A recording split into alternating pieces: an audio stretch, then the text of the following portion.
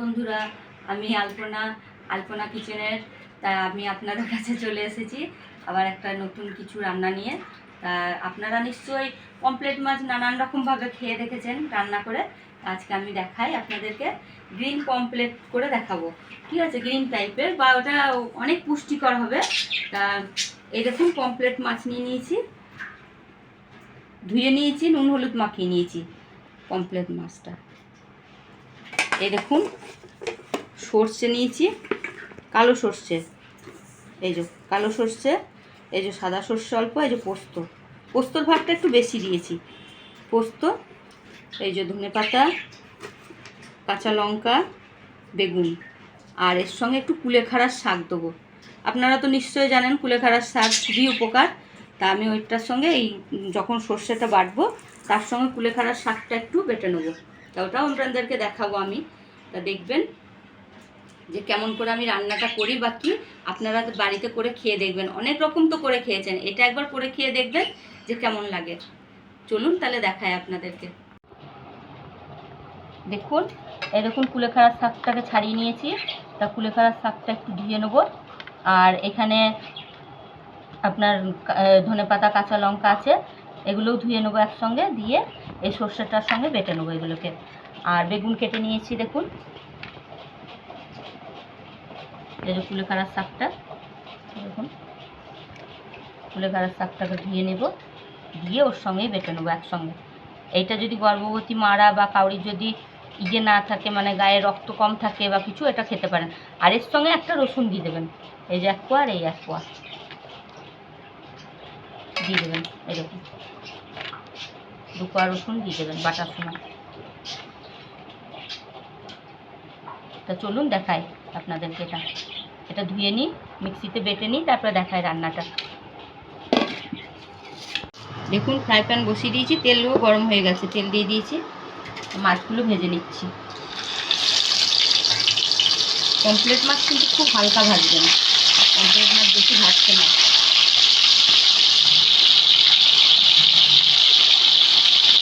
Pomfret মাছ বেশি ভাজলে খেতে ভালোও লাগে না।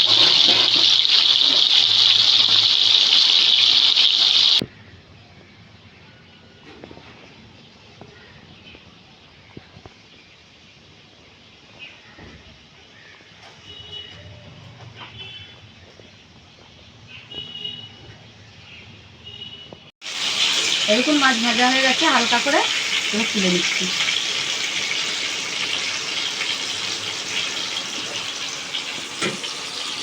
এইভাবে মাছগুলো ভেজে নিই, চলুন।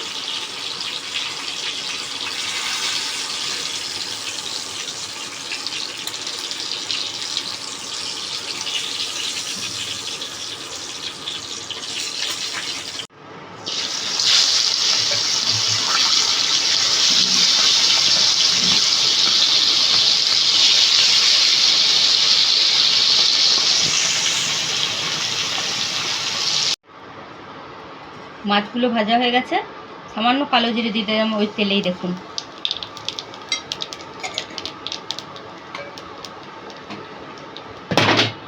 বেগুনগুলো দিয়ে দিচ্ছি, দেখুন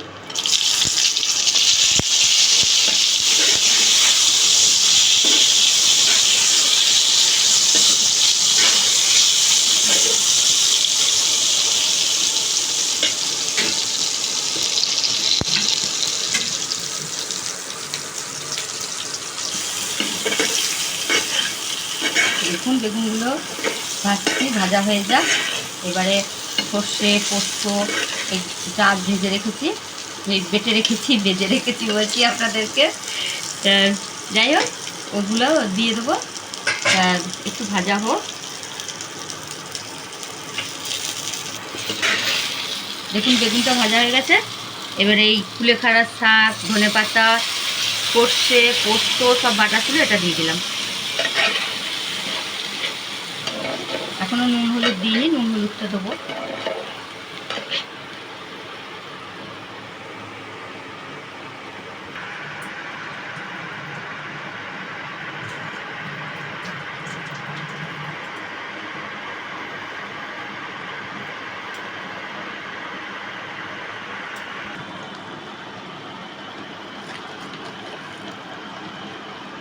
নুন দিয়ে দিচ্ছি। দেখুন, এটা আপনারা বাড়িতে বানিয়ে করে খেয়ে দেখবেন, খুবই সুন্দর হয়। বা এটা খেতে তো স্বাদ আছেই, উপরন্তু যা উপকার সেটা বলার না আপনাদেরকে। আপনারা করে খেয়ে দেখবেন এটা বাড়িতে, খুব সুন্দর। এটাই সামান্য একটু হলুদ দেবো, বেশি না।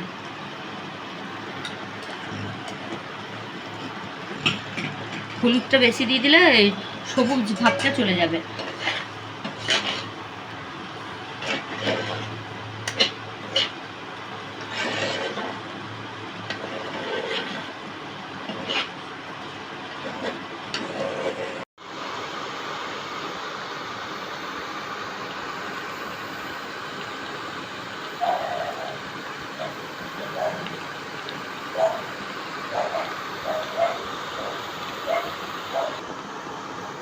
দেখুন ঝোলটা ফুটে গেছে, এবার মাছগুলো দিয়ে দিচ্ছি। মাছগুলো খুব হালকাভাবে ভাজবেন, কারণ এই পমফ্রেট মাছ হালকাই ভাজতে হয়। হালকা ভাজলে এটা কি না, টেস্টটা পাওয়া যায়। এই যে এই জুসটা দিয়ে দেবেন, এটা বেশি টেস্ট চিংড়ি মাছের, পমফ্রেট এগুলোর।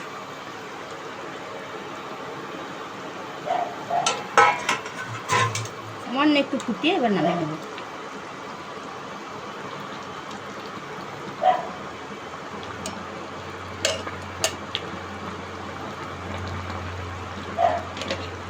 আপনারা এরকম করে বন্ধুরা বাড়িতে বানিয়ে করে খেয়ে দেখবেন কেমন লাগে। তারপরে একবার অন্তত কমেন্টে জানিয়েন যে কেমন লাগছে। এটা এটা প্রচণ্ড উপকার, প্রচণ্ড উপকার। যেহেতু কুলেখাড়ার শাক দেওয়া আছে না এটাই, আর এটার মধ্যে যদি আপনারা পারেন সামান্য একটু লেবুর রস বা একটু সামান্য টমেটো দিয়ে দেবেন, তাহলে আরও বেশি ভালো লাগবে খেতে। দেখুন বন্ধুরা, মাছটা হয়ে গেছে, এবার নামিয়ে নিচ্ছি। চলুন, শুধু কালারটা দেখুন, কালারটা শুধু দেখুন, এত সুন্দর কালার এসছে।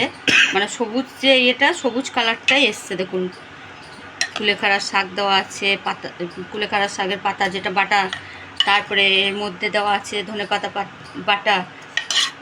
তাই এর যে কালারটা দেখুন, অরিজিনাল কালারটা এসছে, একবারে সবুজ ভাবটা। আপনারা বাড়িতে বানিয়ে করে খেয়ে দেখবেন বন্ধুরা। আর আমার এই রান্নাটা যদি আপনাদের ভালো লেগে থাকে তাহলে কমেন্ট করেন, শেয়ার করেন আর লাইক করেন।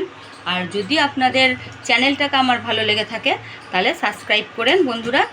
দেখুন, আপনারা একবার বাড়িতে বানিয়ে করে খেয়ে দেখে করবেন, কারণ এটার প্রচুর উপকার, প্রচুর উপকার। কারণ কুলেখাড়া শাকটা যেহেতু দেওয়া আছে।